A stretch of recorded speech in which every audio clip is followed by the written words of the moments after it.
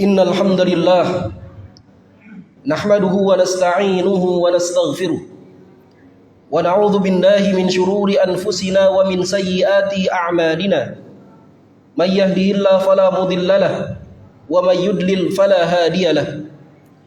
Ashhadu an la ilaha illallah wahdahu la syarika lahu wa ashhadu anna Muhammadan 'abduhu wa rasuluhu alladzi la nabiyya ba'dahu.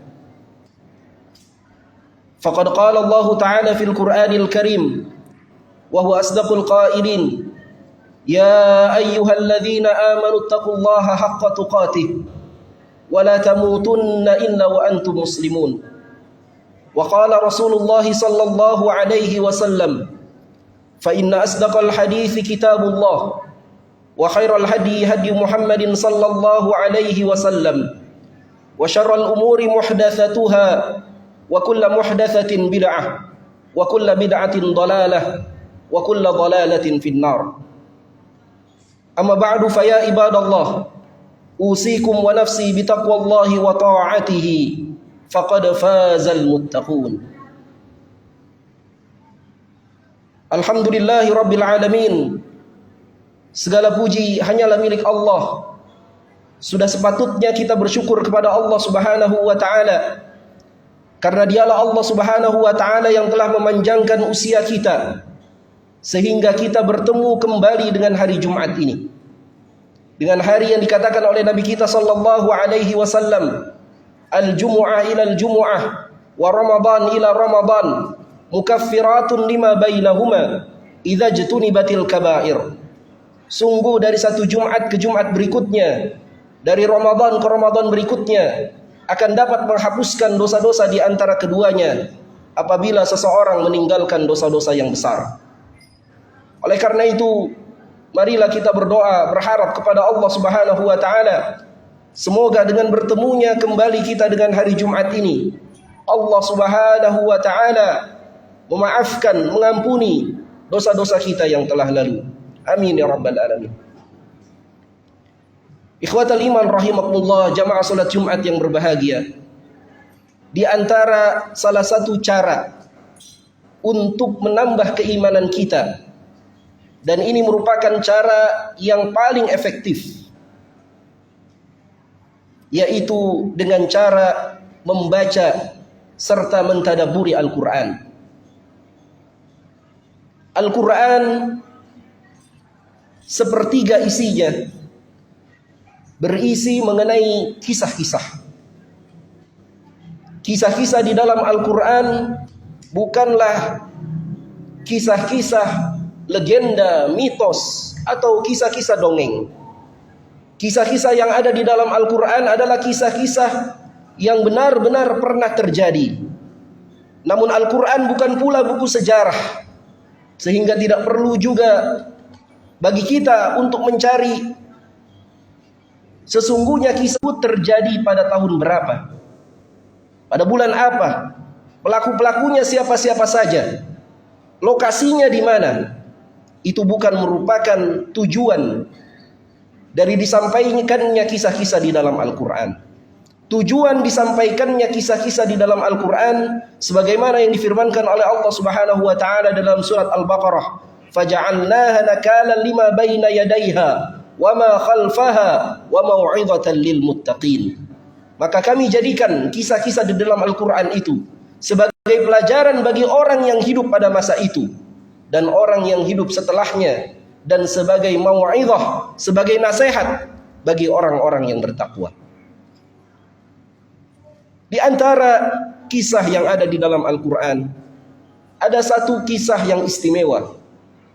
Yang kisah ini disebutkan oleh Allah Subhanahu wa taala sebagai ahsanul qasas, sebagai kisah yang terbaik. Allah Subhanahu wa taala berfirman, "Nahnu naqussu 'alaika ahsanal qasas bima auhayna ilaika hadzal Qur'an wa in kunta min qablihi laminal ghafilin."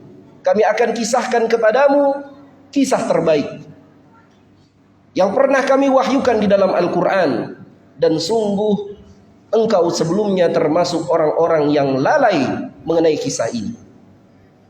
Kisah apakah itu? Itulah kisah mengenai seorang nabi yang mulia, yang memiliki nasab yang agung, seorang nabi, putra dari seorang nabi, cucu dari seorang nabi, cicit dari seorang nabi. Kisah mengenai Nabiullah Yusuf bin Ya'qub bin Ishaq bin Ibrahim alaihimussalam. Kisah yang sangat menakjubkan di dalam surat ke-12 dalam Al-Quran, yang inti dari kisah tersebut sesungguhnya mengajarkan kepada kita bahwasanya berbagai macam ujian yang akan kita hadapi dalam kehidupan kita,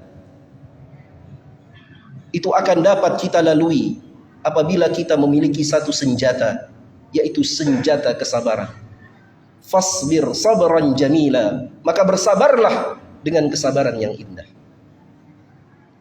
Ikhwatal iman rahimakumullah, di kesempatan khutbah yang singkat ini, khatib ingin mengajak kita semua untuk mentadaburi satu saja ayat di dalam surat Yusuf. Tepatnya di ayat ke-101. Ketika Nabiullah Yusuf alaihissalam sudah melewati berbagai macam ujian kehidupan.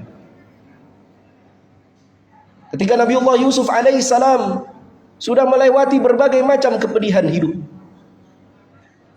Ia pernah dikhianati oleh saudara-saudaranya, dibuang, dimasukkan ke dalam sumur, diangkat menjadi budak, digoda oleh seorang perempuan, difitnah melakukan perbuatan keji, masuk ke dalam penjara, dikhianati oleh temannya sendiri di dalam penjara. Dan sesudah beliau alaihi salatu wassalam melewati berbagai macam ujian tersebut, Allah subhanahu wa ta'ala memberikan nikmat kepadanya, berupa nikmat ilmu, nikmat keimanan, bahkan nikmat kekuasaan. Maka sesudah sempurna kenikmatan yang dirasakan oleh Nabiullah Yusuf alaihissalam, dan terjadilah apa yang dijanjikan oleh Allah subhanahu wa ta'ala, bahwa Nabiullah Yusuf alaihissalam akan melihat 11 bintang, rembulan dan matahari sujud di hadapannya, yaitu berkumpul saudara-saudaranya, ibunya dan ayahnya sujud di hadapannya, yang ini merupakan sujud penghormatan. Maka kisah Nabiullah Yusuf alaihissalam ditutup dengan doa Nabiullah Yusuf alaihissalam. Nabi Yusuf alaihissalam berdoa kepada Allah, Rabbi qad ataitani minal mulki wa 'allamtani min ta'wilil ahadits fatiras samawati wal ard anta waliyyin fid dunya wal akhirah tawaffani muslima wa alhiqni bis salihin.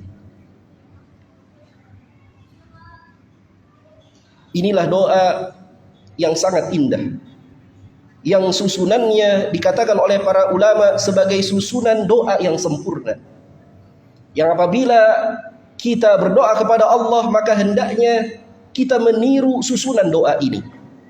Perhatikanlah ikhwatal iman rahimakumullah, Nabiullah Yusuf alaihissalam memulai doanya dengan menyebut berbagai macam nikmat yang telah Allah berikan kepadanya. Dia memulai doanya dengan menyebutkan nikmat yang Allah berikan kepadanya. Rabbi qad ataitani minal mulki, Tuhanku, sungguh engkau telah memberikan kepadaku sebagian dari kekuasaan. Wa 'allamtani min ta'wilil ahadits, dan kau telah ajarkan kepadaku ilmu ta'wil mengenai mimpi. Maka hendaknya apabila kita berdoa kepada Allah, mulailah kita berdoa kepada Allah dengan memuji Allah, dengan menyebutkan betapa banyak nikmat yang telah Allah berikan kepada kita. Hilangkan terlebih dahulu keluh kesah kita, hilangkan terlebih dahulu kesedihan kita atas musibah yang kita hadapi. Bangkitkan dulu dalam ingatan kita betapa besar nikmat yang telah Allah berikan kepada kita. Bahkan tarikan nafas sejenak saja yang bisa kita tarik dengan hidung kita, ini merupakan nikmat yang sangat besar yang telah Allah berikan kepada kita. Kemudian yang kedua, Nabiullah Yusuf alaihissalam melanjutkan doanya dengan menyebut nama-nama Allah yang agung. Maka apabila kita berdoa kepada Allah, awalilah doa kita dengan menyebut nama-nama Allah yang agung. Dan ini merupakan bagian dari tawassul yang dibenarkan di dalam syariat. Kita bertawassul dengan nama-nama Allah yang agung. Nabiullah Yusuf alaihissalam menyebutkan nama Allah. Anta waliyin fid dunya wal akhirah. Sungguh engkaulah pelindungku dalam kehidupan di dunia maupun kehidupan di akhirat. Fatiris samawati wal ard. Engkaulah pencipta langit dan bumi. Kemudian barulah Nabiullah Yusuf alaihissalam masuk kepada inti doanya. Apa inti dari doa Nabiullah Yusuf alaihissalam? Apa permintaan dari Nabiullah Yusuf alaihissalam? Sesudah beliau mendapatkan kekuasaan, berkumpul kembali dengan keluarganya, mendapatkan nama yang mulia di tanah Mesir, maka apa kemudian yang ia minta dari Allah Subhanahu wa taala? Apakah dia minta ditambahkan kekuasaannya, ditambahkan hartanya, ditambahkan kemuliaannya? Tidak. Nabiullah Yusuf alaihissalam mengajarkan kepada kita untuk meminta dua permintaan yang paling penting yang hendaknya kita minta kepada Allah. Permintaan yang pertama adalah tawaffani muslima. Ya Allah, wafatkan aku dalam keadaan muslim. Sungguh tidak ada seorang pun di antara kita yang mengetahui bagaimana kondisi kita nanti saat diwafatkan oleh Allah Subhanahu wa taala. Apakah kita diwafatkan dalam keadaan husnul khatimah atau diwafatkan dalam keadaan su'ul khatimah wal ya'dzubillah? Maka hendaknya kita selalu minta kepada Allah, ya Allah, wafatkan aku dalam keadaan muslim, wafatkan aku dalam keadaan husnul khatimah, wafatkan aku dalam keadaan beriman, wafatkan aku di tengah-tengah orang-orang beriman, wafatkan aku bersama kecintaan orang-orang yang beriman, sehingga saat aku wafat, ya Allah, aku disolatkan oleh orang-orang yang beriman. Yang kata Nabi sallallahu alaihi wasallam, apabila ada satu jenazah disolatkan oleh minimal 40 orang yang beriman, yang ia tidak menyekutukan Allah dengan sesuatu apapun, maka Allah Subhanahu wa taala akan mengabulkan setiap permintaan dari orang-orang yang mensolatkannya. Ketika ia mensolatkannya, berdoa kepada Allah, Allahumma gfir lahu warhamhu wa'afihi wa'fu anhu, maka Allah akan kabulkan permintaan mereka itu semua. Ini permintaan pertama yang paling penting. Kemudian yang kedua, Nabiullah Yusuf alaihissalam meminta permintaan yang tidak kalah penting juga. Wa alhiqni bis salihin, dan kumpulkan aku bersama dengan orang-orang yang saleh. Ikhwatal iman rahimakumullah, kebutuhan kita untuk berteman, bersahabat, bergaul dengan orang-orang yang saleh, ini merupakan salah satu kebutuhan yang paling penting dalam hidup kita. Mengapa? Karena keimanan seseorang sangat tergantung dengan pergaulannya dengan manusia. Nabi SAW pernah bersabda, "Anil mar'i falyas'al qarini." Kalau kau ingin tahu mengenai agama seseorang, maka tanyalah siapa teman dekatnya. Al mar'u 'ala dini khalilihi. Seseorang itu tergantung agama teman dekatnya. Falyanzur may yukhalil. Maka perhatikan siapa yang menjadi teman dekat kita. Maka ikhwatal iman rahimakumullah, apabila kita telah bertemu dengan orang-orang saleh, sudah bersahabat dengan orang-orang saleh, sudah bersaudara dengan orang-orang saleh, baik di majelis ilmu maupun di masjid ini, maka jagalah ukhuwah itu. Jagalah persaudaraan itu. Jangan karena masalah-masalah yang remeh, masalah-masalah yang kecil, kemudian kita cerai-beraikan ikatan persaudaraan itu. Subhanallah, kita sangat butuh berteman, bersahabat dengan orang-orang yang saleh. Maka ikhwatal iman rahimakumullah, inilah dua permintaan yang diminta oleh Nabiullah Yusuf alaihissalam di akhir kisah beliau di dalam surat Yusuf, yang semoga kita pun dapat mengamalkan doa dari Nabiullah Yusuf alaihissalam ini. Yang pertama, mengamalkan struktur doanya, dan yang kedua, mengamalkan isi doanya. Barakallahu li wa lakum fil Qur'anil Karim, wa nafa'ni wa iyyakum ma fihi minal ayati wa dzikril hakim, wa taqabbalallahu minni wa minkum tilawatahu, innahu huwas samiul alim.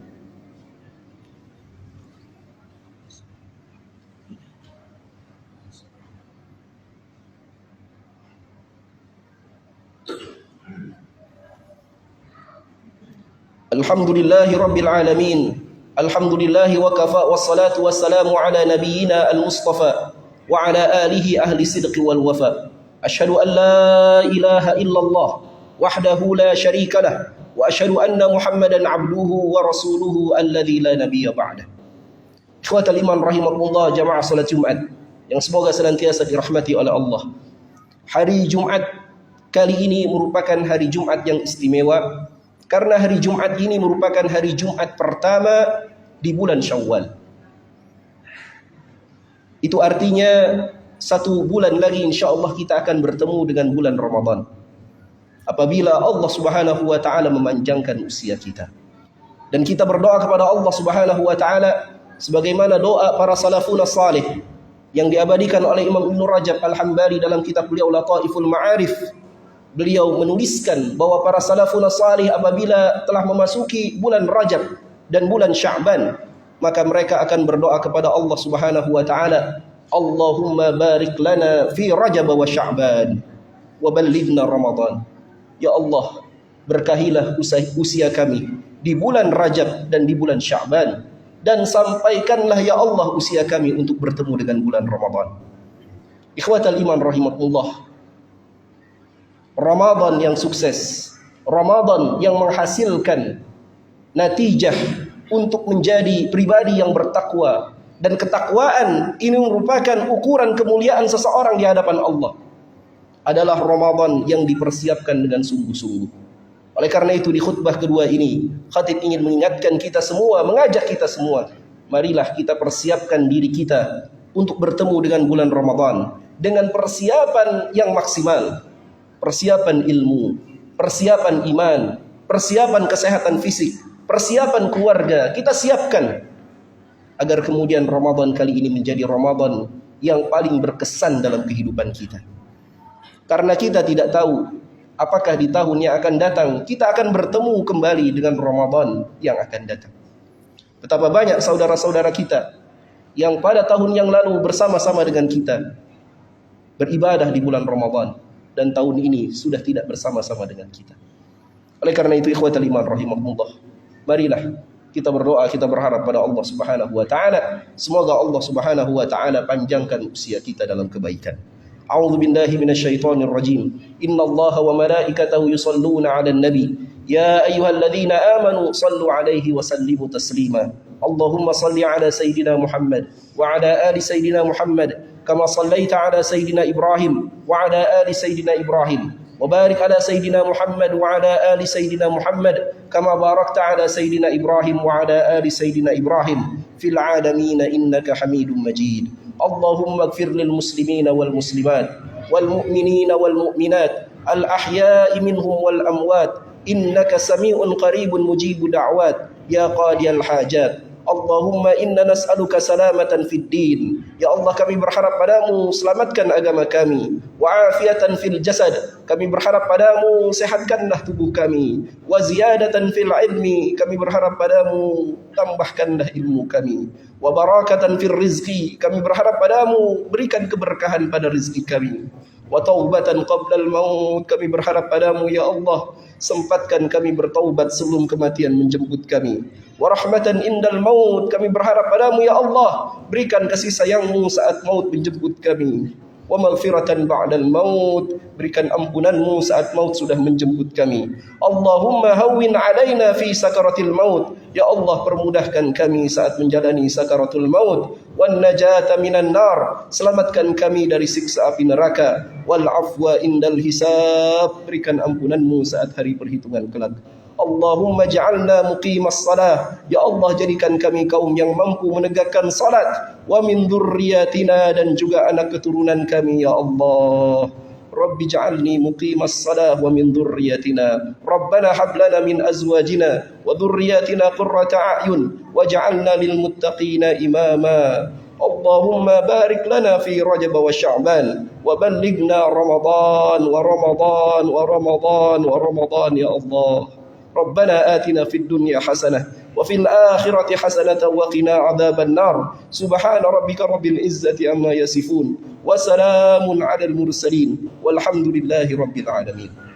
عباد الله إن الله يأمركم بالعدل والإحسان وإيتاء ذي القربى وينهى عن الفحشاء والمنكر يعظكم لعلكم تذكرون فاذكروا الله يذكركم واشكروه على نعمه يزدكم wa la dzikrullahi akbar. Aqimus shalah. الله أكبر